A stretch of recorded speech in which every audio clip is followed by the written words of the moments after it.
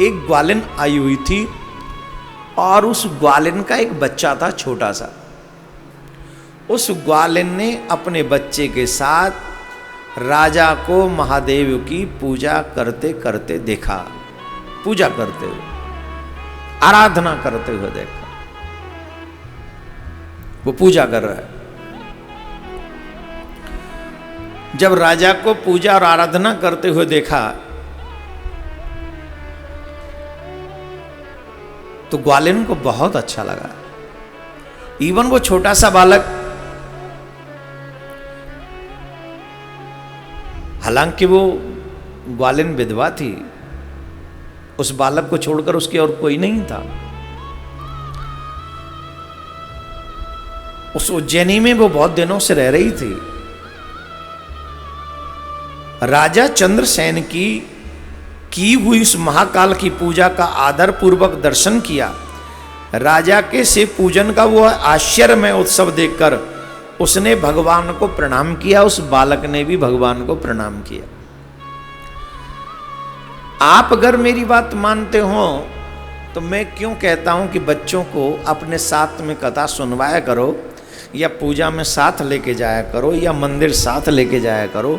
उसका एक बहुत बड़ा दर्शन आपको इस कथा से मिल जाएगा। अभी मिलेगा। उस छोटे से बालक ने राजा को जब शिवजी की यूं पूजा करते हुए देखा, और जब वो अपनी मां के साथ अपने शिविर में गया तो उसके मन में भी ये इच्छा हुई कि मुझे भी महादेव की सेवा ऐसे करनी चाहिए। मुझे भी जब मैं ये पूजा करूंगा तो महादेव मुझसे भी प्रसन्न हो जाएंगे। हालांकि वो गौआ चराने वाला गोप छोटा सा ही था, बालक ही था, उसके घर में ज्यादा संसाधन नहीं थे। वो ऐसे ही छोटे छोटे शिविर लगाकर रहते थे उज्जैनी में। पर उस बालक की श्रद्धा जागृत हो गई राजा को इस तरीके से सेवा करते हुए देखकर, पूजा करते हुए देखकर। जब घर के बड़े पूजा करते हैं तो बच्चों का भी मन करता है, और जब घर के बड़े ही न झांके मंदिर की तरफ तो बच्चे आएंगे?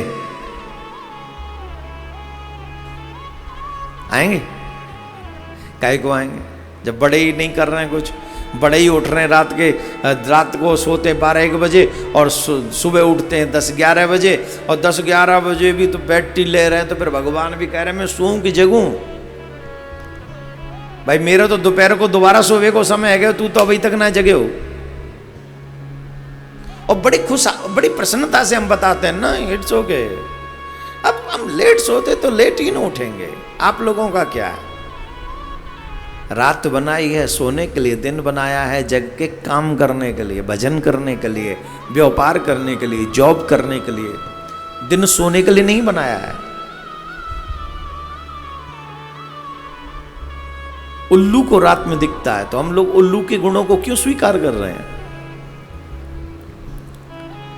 इसीलिए फर्क पड़ता है देखने का। इसीलिए मैं कहता हूं सुनने का फर्क पड़ता है। आप जो सुनते हैं, आप जो देखते हैं, उसका असर आपके जीवन में पड़ता है, आपकी लाइफ उससे इफेक्टेड होती ही है। राजा को पूजा करते हुए देखा, छोटा सा बच्चा जागृत हो गया कि मुझे भी पूजा करनी चाहिए। लेकिन घर में तो शिवलिंग नहीं था, घर में तो महादेव नहीं थे। तो एक पत्थर उठा लिया उसने कहीं से, माँ को बिना बताए अपने शिविर से दूसरे शिविर में जाके वहाँ उस पत्थर को रख लिया। उसने पूजा की सामग्री इकट्ठी कर ली, जो भी उस पे बन पड़ा उसने इकट्ठा कर लिया, और एकत्रित करके किसी भी पत्थर को, ये भी नहीं कि वो नर्मदेश्वर था या कोई विशेष प्राण प्रतिष्ठा की गई थी। इसी को कहते हैं भाव, इसी को कहते हैं श्रद्धा, इसी को कहते हैं समर्पण। भगवान को कई बार मंत्रों की भी आवश्यकता नहीं होती। हमारे यहाँ ब्राह्मण देव जब पूजा करते हैं, मंगलम भगवान विष्णु मंगलम गरुड़ध्वज मंगलम पुंडरीकाक्ष मंगलाय स्तनो हरि ओम अपवित्रो पवित्रो वा सर्वास्तांगतो विवा। मंत्र बोलते हैं, स्वस्ति न इंद्रो वृद्धस्वा। मंत्र भगवान को प्रिय हैं, मंत्रों के द्वारा भगवान को प्रसन्न किया जाता है, ये विशेष नियम है। परंतु उस बालक को तो कोई मंत्र आता ही नहीं, उस बालक के पास कोई विशेष साधन था ही नहीं। वो बालक एक पत्थर उठा लाया और पत्थर उठाकर उसी को ओम नमः शिवाय, ओम नमः शिवाय है, उसी पे मिठाई चढ़ा दी ओम नमः शिवाय, उसी पे माला चढ़ा दी ओम नमः शिवाय, उसी पे बेल पत्र चढ़ा दी ओम नमः शिवाय। उसे ये पता है जैसे उसके पास काला पत्थर है वैसे मेरे पास, तो वो भी शिव है तो ये भी शिव है, ये थोड़ी शिव नहीं होगा, ये भी शिव है। अब बताओ माँ का विश्वास ज्यादा होगा कि इस बच्चे का? माँ होती तो यूँ कह देती अरे ये पत्थर कहाँ से उठा लाए, ये थोड़ी शिव जी होते हैं। उस बालक से कहो पूछो, वो कहेगा यही शिव जी हैं। कभी कभी तो लगता है कि जिंदगी भर बचपन ही रहना चाहिए, जहां विश्वास without doubt, without any doubt, जहां कोई प्रश्न ही नहीं है कि हम करें कि न करें, विश्वास भगवान पे। हे मेरे प्यारे हो, मेरे गोविंद के बने रहो। दुनिया पे तुम्हारा विश्वास छूटे तो छूट जाना देना, लेकिन तुम्हारे ठाकुर से तुम्हारा विश्वास कभी डगमगाना नहीं चाहिए, चाहे स्थिति जो भी हो जाए। उस गोप बालक ने बड़ी श्रद्धा के साथ उन्हें महादेव समझकर उनकी पूजा करने लगे, मन क्रम वचन से उनकी सेवा करने लगे। अब दोपहर का समय जानकर उस माँ ने आवाज लगाई, बेटा भोजन कर ले, बेटा भोजन कर ले। जब भोजन के लिए आवाज लगाई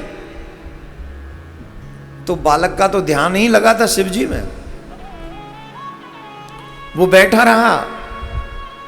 ओम नमः शिवाय, हरि ओम नमः शिवाय, ओम नमः शिवाय, हरि ओम नमः शिवाय। पूजा करने के बाद वो बालक ध्यान मग्न अवस्था में बैठ गया, आंखें बंद की और आंखें बंद करके महादेव को मन ही मन ध्याने लगा। माँ ने आवाज लगाई, अरे भोजन कर ले, भोजन कर ले, भोजन कर ले। लेकिन उसकी आवाज जब सुनाई नहीं पड़ी, उसको सुनाई नहीं पड़ी, तो माँ अपने बेटे को ढूंढते ढूंढते दूसरे शिविर के पास पहुंची, जहां उसका बेटा बैठकर शिवजी की पूजा कर रहा था। तो जब शिवजी की पूजा करते हुए बेटे को देखा तो माँ ने बेटे से कहा, पुत्र खड़े हो, चल के भोजन कर लो। देखिए खुशी हुई, महादेव की पूजा कर रहा है, अच्छी बात है। अब एक बार आवाज लगाई, बेटे को तो पता ही नहीं माता जी आई है कि नहीं। दो बार आवाज लगाई, बेटे ने ध्यान ही नहीं दिया, वो तो लगे ओम नमः शिवाय में। 3 बार 4 बार, माँ को आ गया गुस्सा, झकझोर दिया, खड़ा हो जा। तब बेटा कहता है, माँ मैं कहीं नहीं जाऊंगा, मुझे भोजन नहीं, मुझे भजन चाहिए। क्या देखिए, हम लोग भोजन के पीछे भजन को कितनी बार छोड़ चुके हैं। हम जैसे लोगों के यहाँ सेठ जी का निमंत्रण आ जाए और भजन का समय हो रहा हो और सेठ जी कहें कि नहीं महाराज मेरे को थोड़ा जल्दी जाना होता है, तो थोड़ा जल्दी आ जाइए, तो हम जैसे लोग कह देते हैं हाँ ठीक है, ठाकुर जी तो अपने हैं, आके देख लेंगे, पहले सेठ जी को देखा है, पता नहीं फिर दोबारा मिले मिले ना मिले सेठ जी। तो भोजन के पीछे भजन छोड़ दिए कितनी बार। लेकिन इस बच्चे से सीखो, ये बच्चा क्या कह रहा है, माँ भोजन नहीं भजन करने दो। अरे बाबरा हो के मैंने तेरे लिए भोजन बनाया, माँ रहने दो, आप जाओ, तुमने बनाया तुम खाओ। अब आ गया माँ को गुस्सा, और माँ ने गुस्सा करके जो सेवा करना प्रारंभ किया, दद्दनादन दद्दन, खूब कूटा, उसे पीटा, अपने बच्चे को पीटा। और जब इतने पर भी वो भोजन करने नहीं गया तो एक बहुत बड़ा अपराध माँ ने कर दिया। वो जो पत्थर जिसको वो शिव समझ रहा था, भगवान के उस शिवलिंग को उठाकर उसने फेंक दिया। उसकी पूजा की सामग्री को इधर उधर फेंक दिया। और जब उसकी पूजा की सामग्री को इधर उधर फेंक दिया, शिवलिंग को उठाकर फेंक दिया, उस पर चढ़ाई हुई सारी सामग्री, पूजा की सामग्री को नष्ट कर दिया। यह देख बालक हाय हाय करके रो उठा। रोष में भरी हुई उस ग्वालिन ने अपने बेटे को डांट फटकार कर पुनः घर में चली गई और भगवान शिव की पूजा को माता के द्वारा नष्ट की गई देखकर वह बालक देव देव महादेव की पुकार कर करके रोने लगा। सहसा वह बालक मूर्छित होकर गिर पड़ा। उसके नेत्रों से अविरल अश्रुधारा बह रही थी।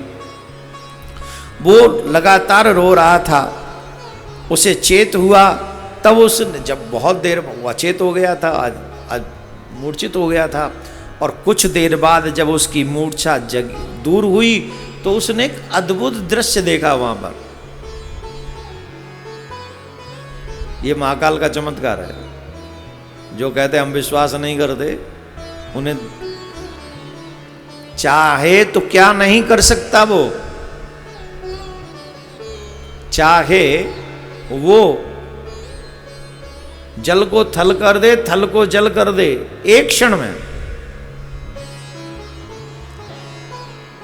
शिविर समझ रहे ना आप, शिविर कोई झोंपड़ी आमी नहीं थी, वो कपड़ों के जो बनते रहने के लिए उसमें रहते थे, और उसी शिविर में वो पूजा कर रहा था। मूर्छा के बाद जब उस बालक के नेत्र खुले, जब उस बालक ने देखा, एक अद्भुत घटना घटित हुई वहां पर। और वो घटना ये थी कि वहीं शिविर में भगवान शिव के अनुग्रह से तत्काल महाकाल का सुंदर मंदिर बन गया। तत्काल वहां पर मंदिर बन गया। मणियों के चमकीले खंबे उसकी शोभा बढ़ा रहे थे। वहां की भूमि पर, वहां की जो भूमि वो स्फटिक की हो गई। तपाए हुए सोने से बहुत से विचित्र वहां पर कलश उस शिवालय को सुशोभित कर रहे थे। उसके विशाल द्वार, कपाट, प्रधान द्वार सुवर्ण में दिखाई देते थे। वहां बहुमूल्य नीलमणि तथा हीरे के बने हुए चबूतरे शोभा प्राप्त हो रहे थे। उस शिवालय के मध्य भाग में दयानिधि शंकर रत्नमय शिवलिंग के रूप में विराजमान प्रतिष्ठित थे।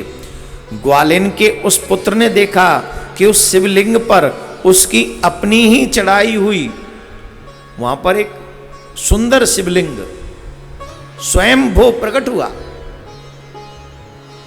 मंदिर अपने आप बन गया, किसी ने बना नहीं, अचानक से बन गया, मंदिर बन गया। और सबसे विचित्र बात यह थी कि जो सामग्री उनकी माताजी ने शिवजी के ऊपर से उठाकर इधर उधर फेंक दी थी, वो सारी सामग्री उसी शिवलिंग पर, जो स्वयंभू शिवलिंग है, उस पर उपस्थित थी,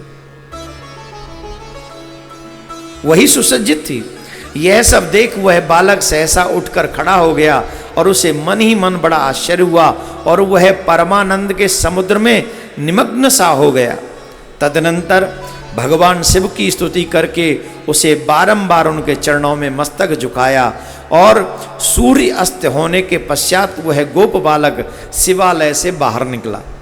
पूरे दिन उसी में रहा, सूर्य अस्त तक उसी शिवालय में रहा। और सूर्य अस्त होने के बाद जब बाहर निकल कर आया तो उसने अपने शिविर को देखा। वह इंद्र भवन के समान शोभा को प्राप्त हो रहा था।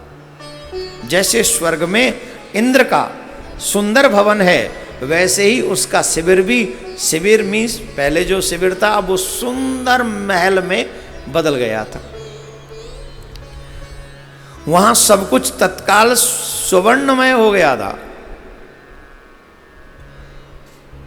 जब देते हैं तो छप्पड़ फाड़ के देते हैं। तो महाराज वो जो बालक था अपने शिविर से बाहर निकला और शिविर से बाहर निकलकर प्रदोष काल में सानंद भीतर प्रवेश करता है। जिसने अपने महल को देखा था, शिविर महल के रूप में बदल गया था। बालक ने देखा कि उसकी मां दिव्य लक्षणों से लक्षित हो एक सुंदर पलंग पर सो रही है। रत्नमय अलंकारों से उसके सभी अंग शोभा को प्राप्त हो रहे हैं। वह साक्षात देवांगना के समान दिखाई देती है। मुख से विह्वल हुए उस बालक ने अपनी माता को बड़े वेग से उठाया और वह भगवान शिव की कृपा पात्र हो चुकी थी। ग्वालिन ने उठकर देखा अपने उस बच्चे को और दौड़कर अपने हृदय से लगा लिया कि मेरी कोख धन्य हो गई, मेरी कोख से तेरे जैसा शिव भक्त उत्पन्न हुआ। मां वही धन्य है, उसी मां की कोख धन्य है जिस कोख से, मां की कोख से भगवान का भक्त उत्पन्न हो।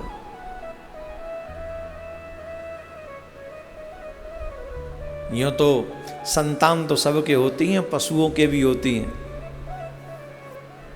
खटमल के भी संतान होती हैं, मच्छरों के भी होती हैं, लेकिन वो भक्ति नहीं कर सकते, वो भजन नहीं कर सकते, वो आपकी तरह कथा नहीं सुन सकते। आप भाग्यशाली हैं कि आप कथा सुन सकते हैं, आप सौभाग्यशाली हैं आप भजन कर सकते हैं, आप सौभाग्यशाली हैं आप परोपकार कर सकते हैं, अपना हित अपना कल्याण कर सकते हैं, वो नहीं कर सकते।